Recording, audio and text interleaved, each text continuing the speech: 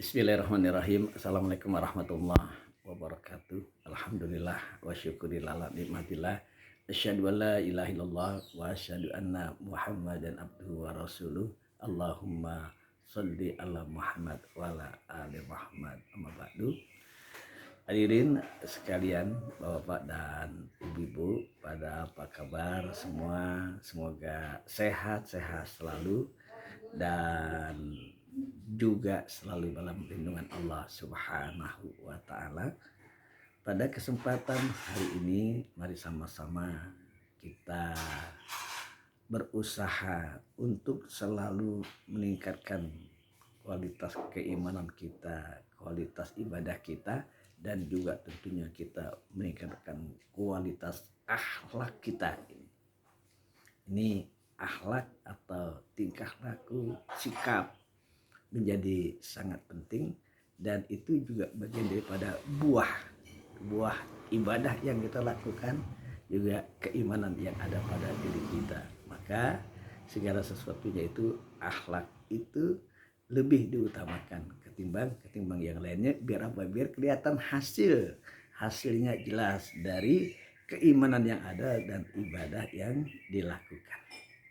Rekan-rekan sekalian, pada satu ketika ada seorang laki-laki datang kepada Rasulullah SAW. Ya, dia datang itu minta dinasihatin, ya, minta bagaimana dia bisa meningkatkan akhlaknya. Ya, jadi dia nggak minta apa-apa, nggak minta jabatan, nggak minta kedudukan, nggak minta yang lain-lain, tapi diminta kepada Nabi agar diberikan ya semacam tausiah, semacam nasihat. Apa permintaan orang itu kepada Nabi? Dia bilang, ya Rasulullah, tolong tunjukkan kepada saya bagaimana caranya supaya akhlak saya itu tinggi di sisi Allah Subhanahu wa taala. Jadi tingginya itu atau bagusnya itu di sisi Allah, bukan di sisi selain daripada Allah. Wih, pertanyaan yang sangat luar biasa. Lalu oleh Nabi dijelaskan, kalau itu yang kamu inginkan, maka ada tiga pekerjaan yang harus kamu lakukan. Nah, ketika pekerjaan itu kamu lakukan, maka tentunya insya Allah derajat kamu itu begitu sangat tinggi di sisi Allah Subhanahu wa taala. Apa saja yang tiga itu? Hadirin sekalian, ini pun juga untuk kita. Bukan cuma orang itu yang bertanya, tetapi untuk kita semua sebagai umatnya. Yang pertama kata Nabi, tu'ti man haramaka. Ya. Yang pertama kata Nabi adalah kamu mampu memberikan sesuatu kepada orang yang pernah menolak permintaan kita. Jadi satu ketika kita ini butuh uang karena istri kita sakit, ya, atau yang lain-lainnya, mungkin anak kita mau kuliah, atau mungkin ada sesuatu kita mau bayar ini atau kita bayar kontrakan dan lain sebagainya. Pokoknya kita butuh sesuatu yang berkenaan dengan materi. Lalu kita datang kepada saudara kita, ya, atau kepada kerabat kita yang kita anggap dia hidupnya enak, mampu. Kita minta tolong dipinjamkan uang. Biar apa? Biar bisa menutupi apa yang menjadi kebutuhan kita. Tetapi apa jadinya ketika kita datang ke orang itu, kita minta bantuan, ternyata dia nggak mau bantu. Padahal menurut kita dia mampu. Dengan berjuta alasan dia menolak permintaan kita. Nah, pada waktu itu mungkin ada rasa apalah kita, ya, yang harusnya juga nggak boleh, ya, gitu. Kita pinjam aja, dapat nggak dapat soal lain harusnya. Tapi ada rasa kesal, namanya juga manusiawi pada waktu itu. Lalu satu ketika Allah putarkan, Allah bergantikan. Wa tilkal ayam nuda uliha bainan nas. Allah pergirakan antar manusia itu. Nah, satu ketika beberapa mungkin tahun yang lalu dia datang kepada kita. Lalu dia memohon kepada kita untuk dipinjamkan uang. Karena dia punya kebutuhan. Dulu dia pernah menolak permintaan kita. Sekarang tiba-tiba dia datang kepada kita dengan keperluan yang sama seperti kita waktu dulu kepada dia. Waktu itu dia menolak kepada kita. Nah, ini dia minta tolong, dia minta bantuan kepada kita hal yang sama agar dipinjamkan uang. Ayo Bapak dan Ibu, bagaimana sikap kita? Apa kita membalas apa yang pernah dilakukan orang itu kepada kita? Atau tidak sama sekali? Dulu aja waktu saya pinjam uang kepada kamu, kamu pura-pura gak punya duit. Ya, gak mau ngebantu kamu dengan saya, padahal saya sudah berbuat baik kepada, pokoknya berbagai macam serapah, misalkan seperti itu. Atau kita melupakan semua itu. Alhamdulillah kita memang Allah berikan rezeki yang cukup dan ada, dia butuh. Lalu kita mampu melupakan masalah yang lalu.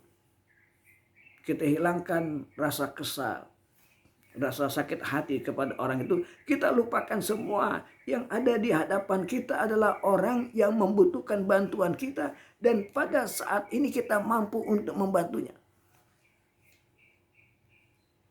Maka kita katakan, berapa kamu butuh uang? Ya. Lalu dia menyatakan, aduh saya mohon maaf ya, waktu itu sikap saya kepada kamu. Udah lupakan, saya sudah melupakan hal itu. Berapa kamu butuh uang? Sekian. Kita berikan. Kita berikan kepada orang itu. Silakan dipakai dulu. Ya, karena kamu membutuhkan ini. Masya Allah. Jadi kalau kita melupakan kejadian masa yang lalu dengan segala kekesalan kita, lalu kita bantu orang itu, memberikan sesuatu kepada orang yang pernah menolak permintaan kita, itulah yang menjadi penyebab salah satu Allah akan mengangkat derajat akhlak kita di hadapannya. Sungguh luar biasa. Ini yang pertama, kalau kita mampu memberikan sesuatu kepada orang yang pernah menolak permintaan kita. Lalu kata Nabi, yang kedua yang patut kamu lakukan kepada orang itu dan tentunya kepada kita semua adalah wata'fu aman zolamak. Kamu maafkan orang yang menjoli kamu. Maafkan. Ya. Dia udah zolim kepada kita. Sampai-sampai kita punya pekerjaan itu hilang karena dipecat, karena dia ngarang-ngarang, karena dia cari muka kepada pimpinan, karena dia nggak suka dengan prestasi kita, lalu kita dizolimi, dijahatin kita, direkayasa sedemikian rupa, akhirnya apa, kita tersingkir ya. Pada waktu itu kita gundah gulana, kita marah, kita kesal kepada orang itu. Dia ngarang-ngarang, akhirnya apa? Menyebabkan kita menderita. Bahkan bukan cuma kita, keluarga kita, anak dan istri kita. Karena apa? Hilang pekerjaan kita. Karena ulah orang itu. Akhirnya kita merintis jalan yang lain. Dengan izin dari Allah, kita juga bisa comeback, bisa kembali. Nah, kalau ini terjadi kepada kita dalam segala aspek kehidupan, dia sering fitnah kita, dia sering caci maki kita, dia sering kali menjelek-jelekkan kita, maka selalu sikap kita adalah memaafkan. Memaafkan, anggaplah gak ada apa-apa, memaafkan. Bahkan kalau perlu, kita selalu menyatakan ketika kita ingin tidur, ya Allah, kalau hari ini ada yang menyakiti hati saya sudah maafkan ya Allah. Jangan sampai rasa dendam, rasa kesel, sakit hati kita bawa sampai tertidur kita bawa, bahkan sampai bertahun-tahun. Na'udzubillah menjalib kita. Maafkan orang yang menjolimi diri kita. Dan ini terus terang emang susah, nggak gampang. Karena perbuatan ini susah, maka nilainya di sisi Allah itu sungguh luar biasa. Maka kata Nabi, kalau kamu mampu melakukan itu, niscaya Allah akan mengangkat derajatmu yang tinggi luar biasa. Hadirin sekalian, lalu yang ketiga, kata Nabi, watasilu man qata'aka, yaitu kita menyambung tali silaturahim kepada orang-orang yang memutuskan tali silaturahim kepada kita, terutama keluarga-keluarga dekat. Ya, itu sering kali terjadi hal-hal yang kecil jadi besar, termasuk di dalamnya dalam soal pembagian waris. Jadi ribut, jadi masalah. Padahal kita tahu waris itu adalah peninggalan yang ditinggalkan oleh orang-orang tua-tua kita, oleh kakek dan nenek kita. Kita nggak ada usaha dalam waris, dalam harta itu. Kita nggak ngapa-ngapain. Oleh Allah, ya, setelah orang itu meninggal berarti harta punya Allah. Oleh Allah dikembalikan lagi kepada keluarganya yang berhak menerimanya dengan hitungan-hitungan yang sudah jelas. Biar apa? Biar manusia itu nggak ribut. Tetapi memang dasar yang namanya manusia udah diatur oleh Allah. Allah sudah demikian baik. Masih ribut aja. Kenapa? Ada di antara anggota keluarga itu yang serakah, yang tidak mau diatur secara syar'i. Akhirnya apa? Jadi ribut, jadi masalah. Kalau sudah menjadi masalah, akhirnya apa? Muncul kata-kata yang nggak layak. Udah, gue nggak anggap lu saudara lagi. Sampai ngomong semacam itu. Gue nggak akan redok dunia dan akhirat sambil. Kenapa? Karena harta waris.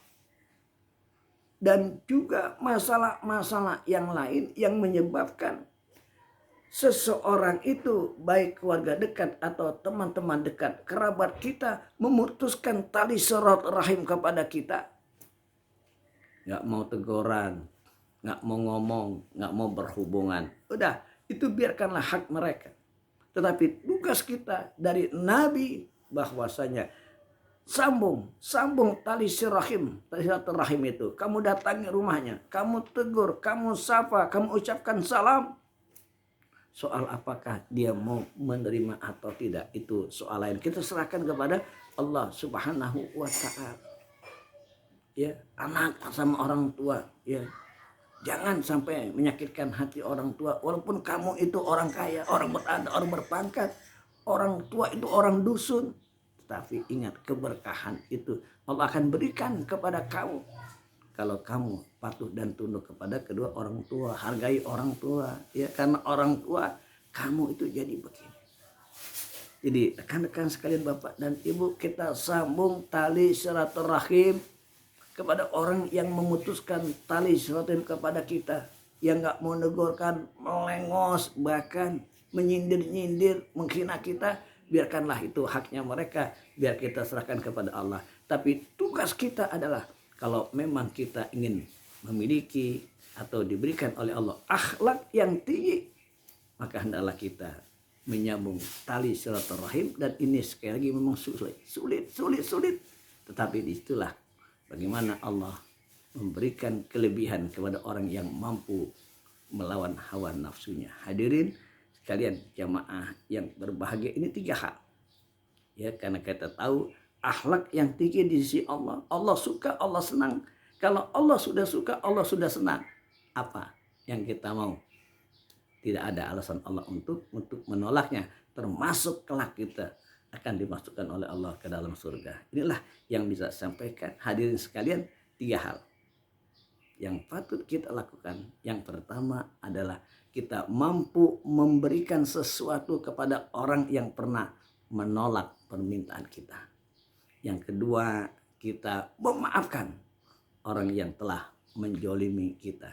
Yang ketiga adalah kita mampu, kita bisa menyambung tali silaturahim kepada orang-orang yang memutuskan hubungan kepada kita, terutama kepada orang tua kita, kepada keluarga kandung, dan kepada kerabat kerabat dekat kita dan tentunya kepada kawan-kawan kita semua.